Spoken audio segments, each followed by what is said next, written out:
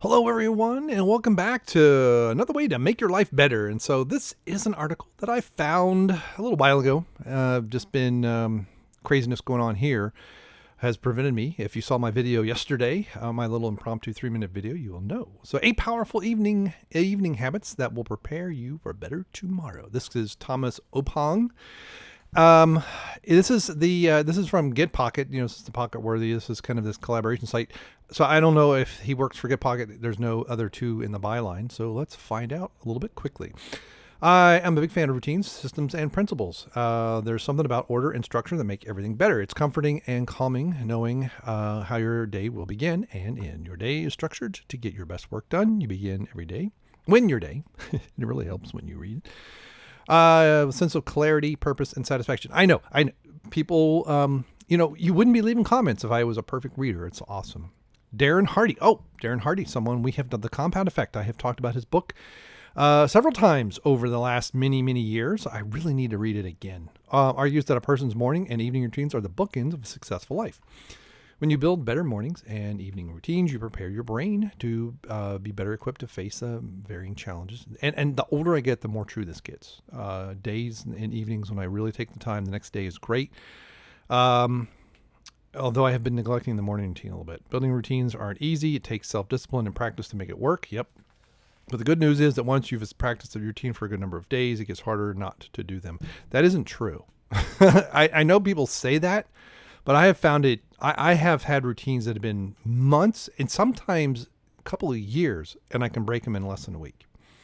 Stick with it. So let's get down to what the routines are. Maintaining healthy habits is a good idea at any time of the day, but certain ones can give you more bang for the buck when done before bed. In his book, says Rachel Daniels, RD, Senior Director of Nutrition at means better time management. I thought there was So here, this is the article's relatively long for my needs on this channel.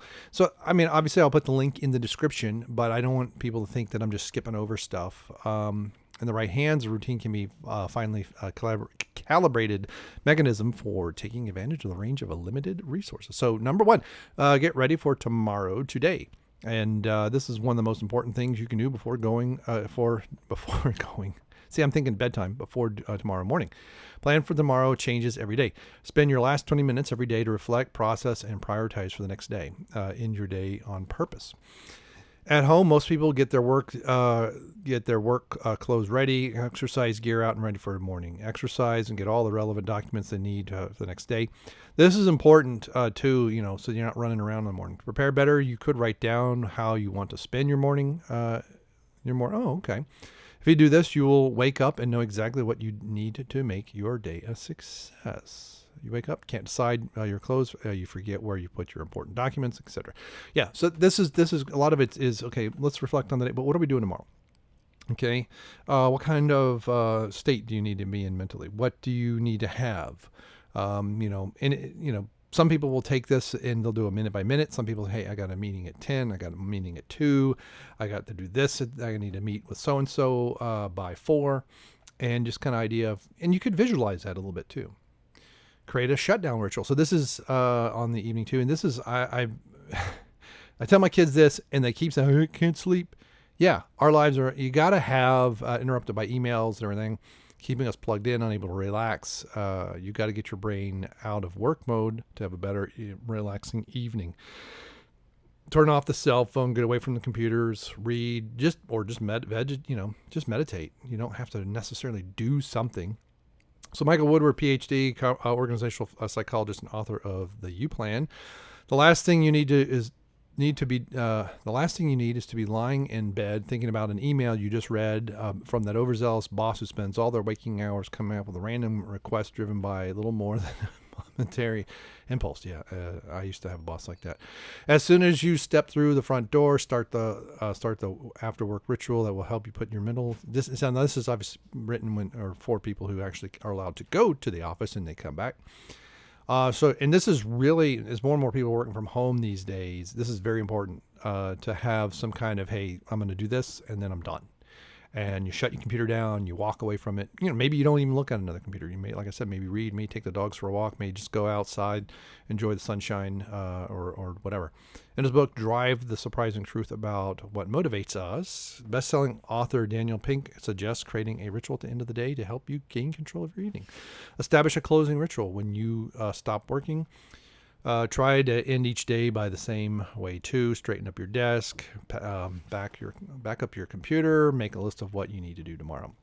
So, and this is kind of like work shutdown ritual, and you may even have one for the day.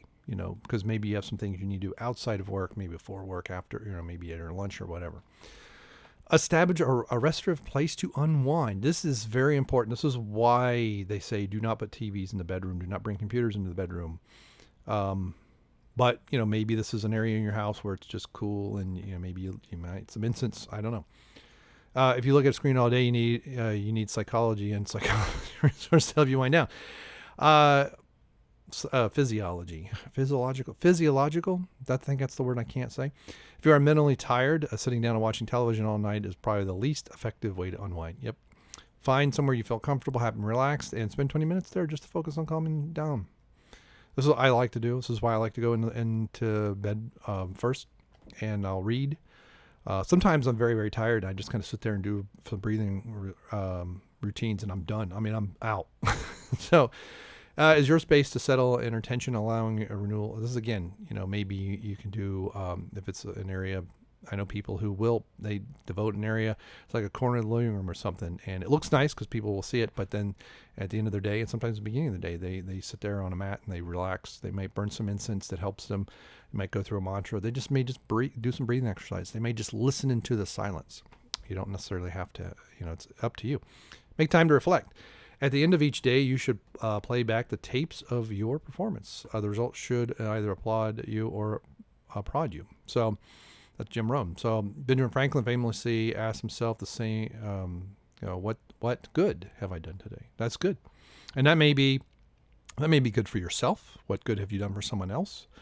But what good have you done? And that's also something you can flip that question around in the morning with a morning routine and say, what good do I want to accomplish today? You can take no more than 5 minutes a day, but you can have a tremendous effect on your day, on your day tomorrow.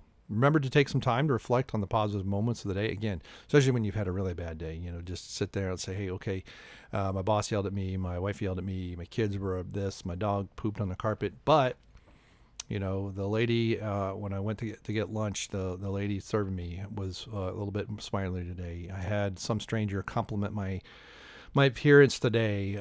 Someone held a door open for me that they didn't need to. Those small things can really add up. There are a few questions you can focus on for a purposeful evening of the reflection. What did and didn't get done? How do you feel about it? If you have done it in less time, how would you approach it? If you could have done it in less time. Again, I can't read, but this is why people listen. Focus on mastery experience. The time after work is yours to manage. Some people spend time on their passion projects and work towards their dream career or vision, but still you can focus on personal development. Maybe learn, who knows, maybe you're learning a new language, new skill. Maybe it's just be able to walk around your neighborhood without feeling like you're going to pass out, and you just go one step at a time. You got a little bit further today than you did yesterday.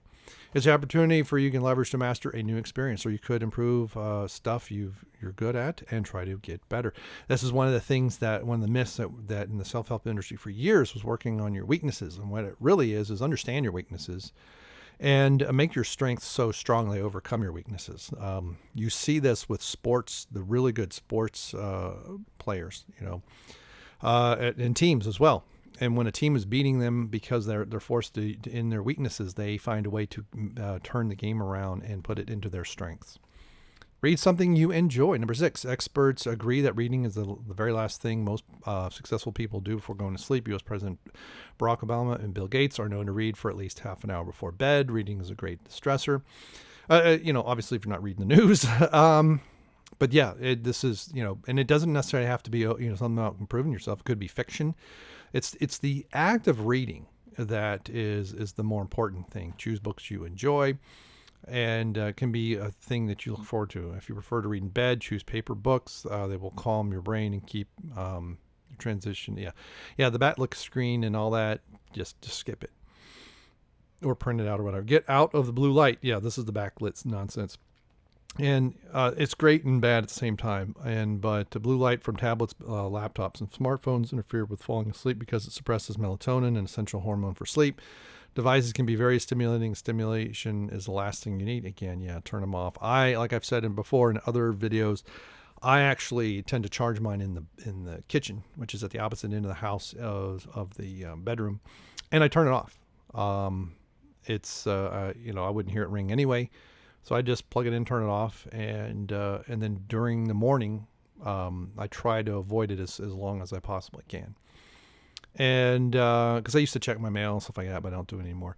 A recent Mayo Clinic study found that dimming the brightness to about 50% keeps blue light low enough to not interfere with sleep. But digital gadgets aren't the only culprits. To avoid blue light from lamps, switch to bulbs that have a low color temperature. And I know there are ways, especially on some computers, there's a thing, I know I saw it in Linux, I don't know about anything else, where it basically pulls the blue out of the image, and everything makes everything a little redder, and that's supposed to also help. And prioritize sleep. This is something people forget. Yeah, you don't want to be just chugging energy drinks all day long to get through your day. It's easy. It can be easy to minimize the importance of sleep, but it's absolutely essential for optimized performance. Good sleep on a regular basis is critical to maintaining balance, mental and emotional and physical health. Stick to the same sleep and wake schedule. And granted, I do a podcast on Fridays and I get to bed too late on Friday quite often, and it really screws up my entire weekend. So the more you can be regimented in your sleep, because your body will expect it. Hey, it is whatever time.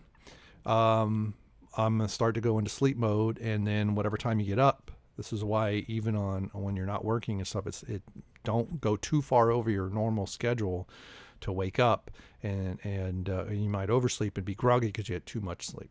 But the body really likes that regularity. The brain likes that regularity as well. And so there we go. And there aren't any other things, but like I said, there are parts of it that are kind of long. I didn't want to just sit here and read everything, but I wanted to get to the highlights of the article. I agree with all 8 points. I think they're great. I think Thomas is quite correct. It's well researched. There's quotes from a lot of different people, various fields and backgrounds and things like that, which is awesome. So, anyway, click on the link below if you want to look at it in more detail.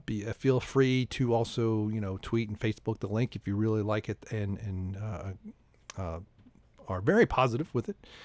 And thanks so much for subscribing. Thanks everyone. The channel's growing and it's awesome, and I thank everyone for stopping by, and let me know what kind of topics you would like to see covered in the future. What are your interests? What are your questions? Let me know. Thanks. Goodbye.